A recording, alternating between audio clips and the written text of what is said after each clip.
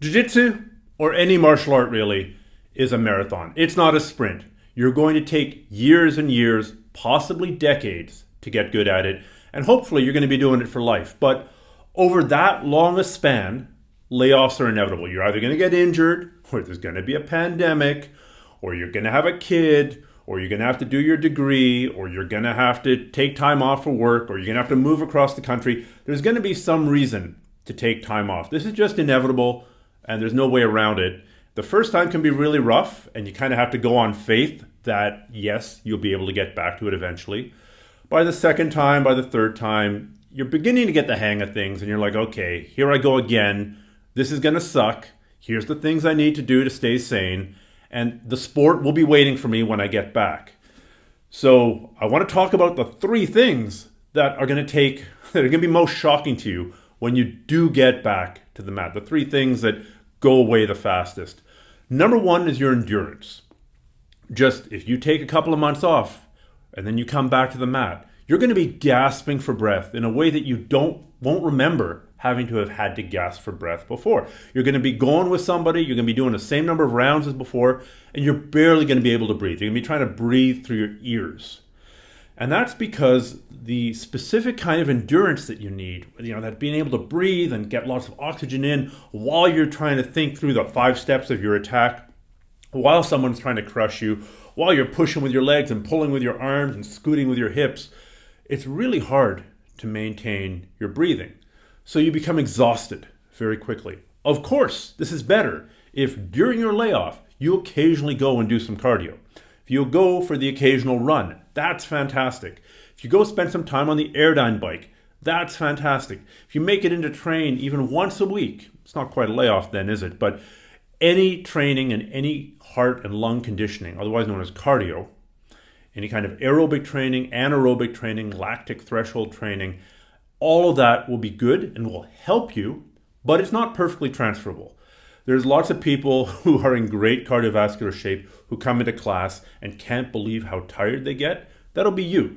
You'll have an advantage because you remember how to use your cardiovascular fitness, but you can still expect to suck. And one of the ways that you can expect to suck when you come back after a layoff is that you won't have any endurance left. Don't worry, this comes back fairly quickly because yes, you've objectively got to improve your endurance. If you put you on a treadmill, you will objectively have to do better. But it's also learning how to use that endurance that you have again. It's learning how to breathe. It's learning how to conserve your energy. And these things, they go away, but they come back quickly. So number one is endurance. Number two is the sport-specific strength.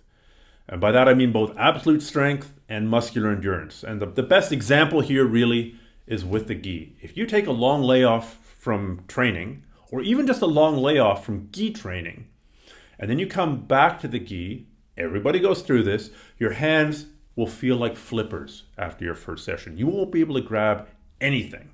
And that's because it's a very specific kind of strength that you need to hang onto a lapel, to hang onto a sleeve, to hang onto a pant leg. And this goes away fairly quickly because it's hard to simulate this.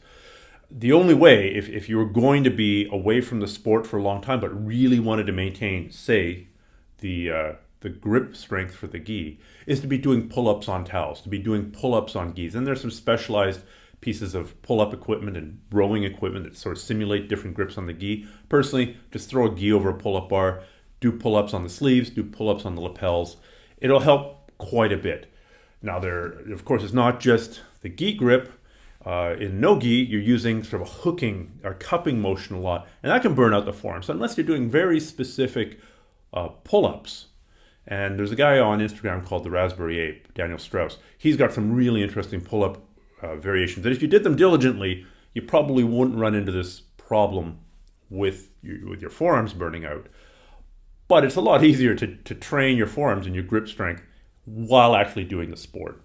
To some extent, there's other body parts that also need conditioning. Your neck, it's hard to train. A lot of people find it hard to train. I really enjoy neck training, and there's some very effective neck trainers. But even so, the carryover isn't perfect. Every little bit of training you do during a layoff helps, but it doesn't translate 100% back to the mat. So number one is endurance. Number 2 is the sport-specific strength, or overall strength if you don't do any additional strength training, and you should. Number 3 is the most insidious, and that's your timing.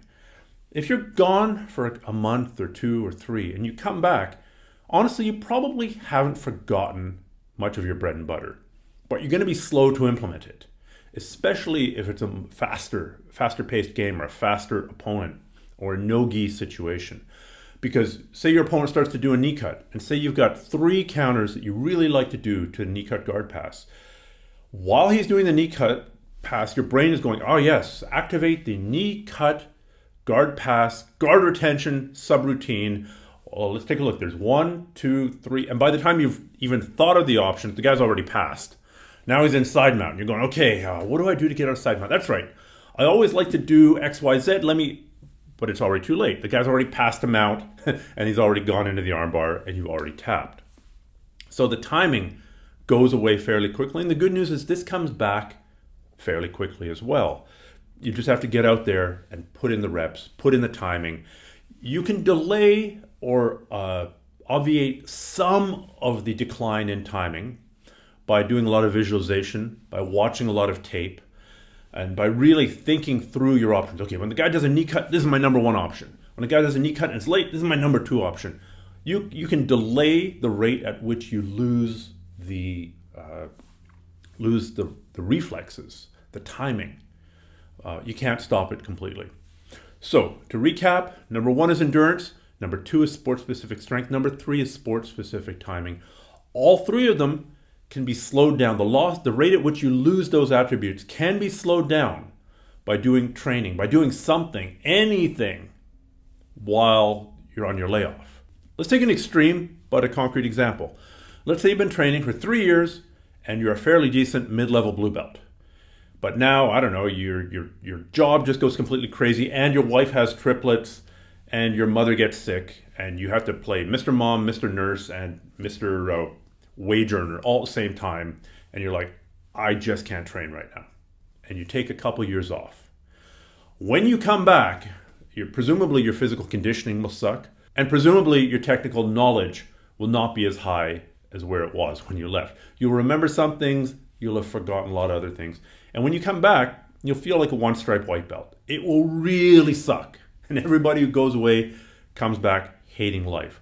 The good news is, it won't take you 3 years to get back to the level that you were at before. I would guess if you're training hard, it might take you 4 to 6 months to get back. So you can get back to the level you were at much quicker than it took you to get to that level in the first place. And you'll get there much faster if you do some things, if you do a little bit of visualization, a little bit of tape study, a little bit of cardio, a little bit of strength training. Something is better than nothing. And when you come back, you'll suck, but you'll get back to where you were much faster than it took you to get there in the first place. As always, if you thought this was useful, please share it with a friend, please like, please subscribe. That's how this channel grows, and I really appreciate it.